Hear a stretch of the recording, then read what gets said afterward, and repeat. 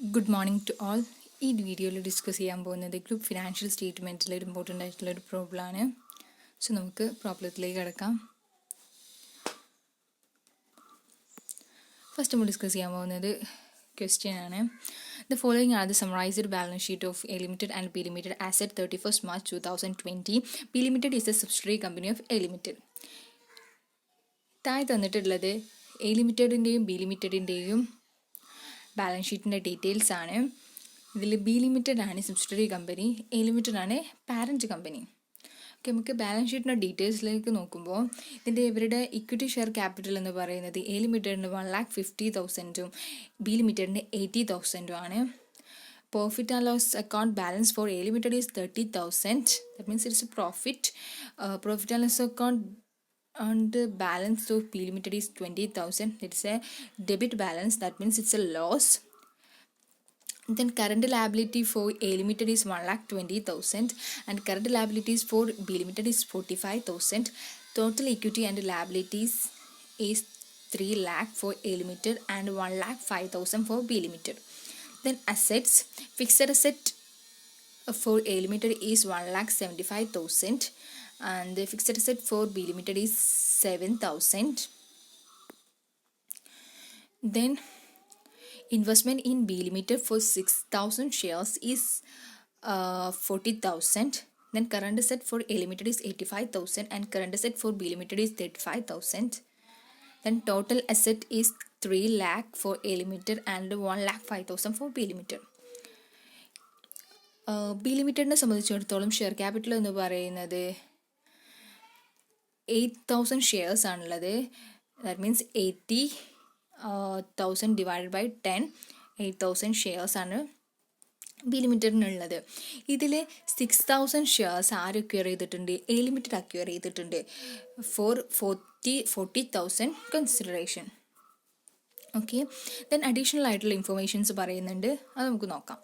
The debtors of A Limited includes 7,500 due from B limited.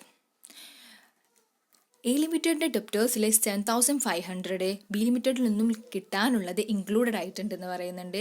Then A limited acquired the shares of B limited on 1st July 2019 when the subsidiary company has debit balance of statement of profit and loss account of rupees 30,000. Okay, ഇവരുടെ acquisition date എന്ന് പറയുന്നത് 1st July 2019 ആണ്.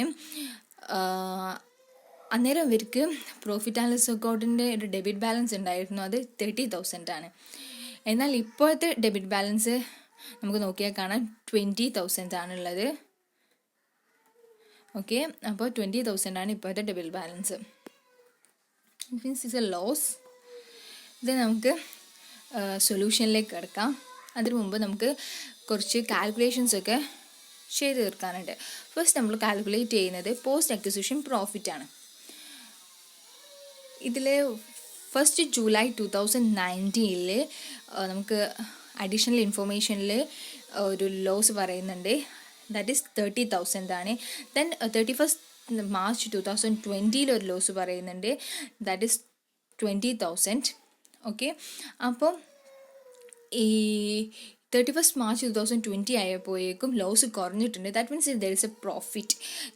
Profit is 10,000. 30,000 minus 20,000 is 10,000. Okay, 10,000 ആണ് post acquisition profit എന്ന് പറയുന്നത്. ഇത് parent കമ്പനിക്കും NCIക്കും divide ചെയ്ത് കൊടുക്കണം, ഷെയർ ചെയ്ത്. അവരുടെ ഷെയർ നോക്കുമ്പോൾ നമുക്ക് 80,000 ഷെയർസ് ഉള്ളതിൽ 6,000 ഷെയർസ് ആണ് പാരൻറ്റ് കമ്പനി അക്വയർ ചെയ്തിട്ടുള്ളത്. അപ്പോൾ അവരുടെ പ്രൊപ്പോർഷൻ എന്ന് പറയുന്നത് 3/4 ആണ്. നോൺ കൺട്രോളിങ് ഇൻട്രസ്റ്റ് വരുന്നത് 1/4 ആണ് പ്രൊപ്പോർഷൻ വരുന്നത്. അപ്പോൾ ആ രീതിയിൽ ഡിവൈഡ് ചെയ്ത് കൊടുക്കുമ്പോൾ 10,000 into 3/4 is equal to 7,500 for parent company and they 10,000 into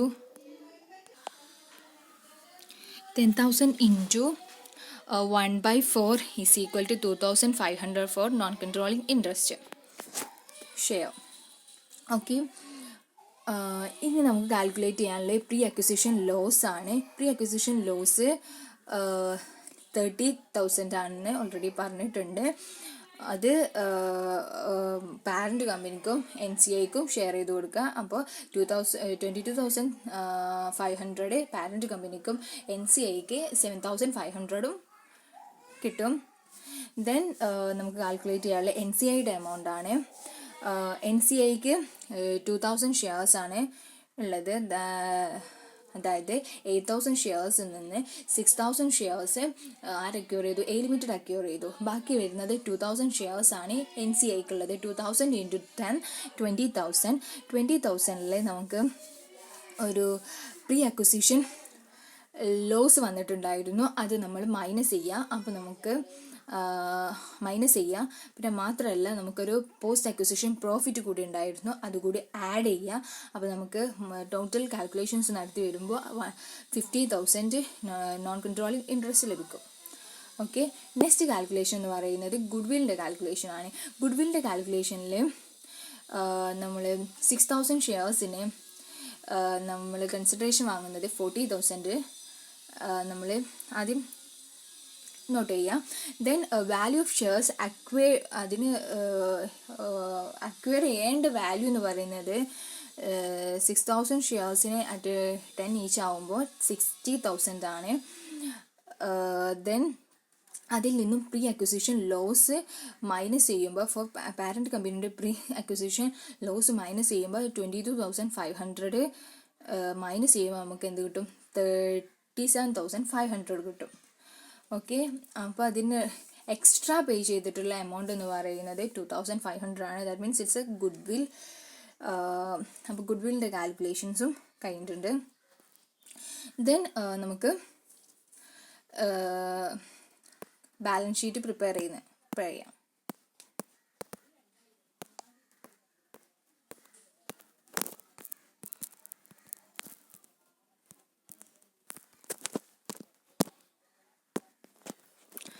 okay, equity and ലാബിലിറ്റീസിൽ ഷെയർ ക്യാപിറ്റലാണ്. ഷെയർ ക്യാപിറ്റൽ നമുക്ക് ഇതിൽ തന്നിട്ടുണ്ട്. A ലിമിറ്റഡിൻ്റെ 1,50,000. Then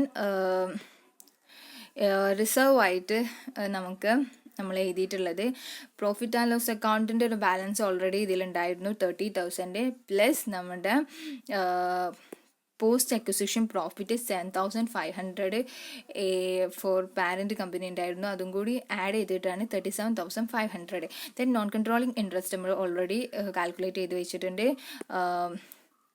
non controlling interest നമ്മൾ ഓൾറെഡി കാൽക്കുലേറ്റ് ചെയ്ത് വെച്ചിട്ടുണ്ട്. That means 50,000. ദെൻ കറണ്ട് ലാബിലിറ്റീസിൽ ഒരു അഡ്ജസ്റ്റ്മെൻറ്റ് വരുന്നുണ്ട്. നമുക്കൊരു മ്യൂച്വൽ ഓയിങ്സ് ഇതിലുണ്ടായിരുന്നു. നമ്മുടെ debtors of A limited include 7,500 due from B limited എന്ന് ഓൾറെഡി ക്വസ്റ്റ്യനിൽ പറഞ്ഞതുകൊണ്ട് നമുക്ക് ആ കറണ്ട് ലാബിലിറ്റീസിൽ നിന്ന് ഈ 7,500 നമുക്ക് കുറച്ച് കാണിക്കണം. ഓക്കെ, അപ്പോൾ രണ്ട് കമ്പനീസിൻ്റെയും ലാബിലിറ്റീസ് ആഡ് ചെയ്തിട്ട് 1,20,000 പ്ലസ് 45,000 ആഡ് ചെയ്തിട്ട് നമുക്ക് ഈ 7,500 അതിൽ നിന്നും ലെസ് ചെയ്യണം. ഇതാണ് അവിടെ വരുന്ന അഡ്ജസ്റ്റ്മെൻറ്റ് എന്ന് പറയുന്നത്. കാരണം ഇത് മ്യൂച്വൽ ഓയിങ്സ് ആണ് ഇത് റെപ്രസെൻ്റ് ചെയ്യുന്നത്. അതുകൊണ്ട് ഈ കറണ്ട് ലാബിലിറ്റീസിൽ ക്രെഡിറ്റേഴ്സ് ഇൻക്ലൂഡഡ് ആയതുകൊണ്ടാണ് ഈ എമൗണ്ട് 7,500 ഈ കറണ്ട് ലാബിലിറ്റീസിൽ നിന്നും മൈനസ് ചെയ്യുന്നത്. ദെൻ മൊത്തം നമുക്ക് അങ്ങനെ കാൽക്കുലേറ്റ് ചെയ്ത് രണ്ട് കമ്പനീസിൻ്റെയും ലാബിലിറ്റീസ് ആഡ് ചെയ്ത് ഈ 7,500 ലെസ് ചെയ്യുമ്പോൾ നമുക്ക് 1,57,500 ലഭിക്കും. Then total equity and liabilities calculate ചെയ്യുമ്പോൾ 3,60,000 നമുക്ക് കിട്ടും. ദെൻ അസെറ്റ്സ് സൈഡിൽ ഫിക്സഡ് അസെറ്റ് രണ്ട് കമ്പനീസിൻ്റെയും കൂടെ ആഡ് ചെയ്തിട്ട് എഴുതുക. ദെൻ ഗുഡ് വിൽ നമ്മൾ ഓൾറെഡി കാൽക്കുലേറ്റ് ചെയ്തിട്ടുണ്ട്. 2,500 നമുക്ക് കിട്ടിയിട്ടുണ്ട്. ദെൻ കറണ്ട് അസെറ്റ് നമ്മൾ രണ്ട് കമ്പനീസിനോട് ആഡ് ചെയ്തിട്ട് നമ്മുടെ ഡെപ്റ്റേഴ്സ് ഇൻവോൾവ് ആകുന്നത് ഈ കറണ്ട് അസെറ്റിലായതുകൊണ്ട് ആ 7,500 ഇതിൽ നിന്നും ലെസ് ചെയ്ത് കാണിക്കുക. അപ്പോൾ നമുക്ക് 1,12,500 കിട്ടും.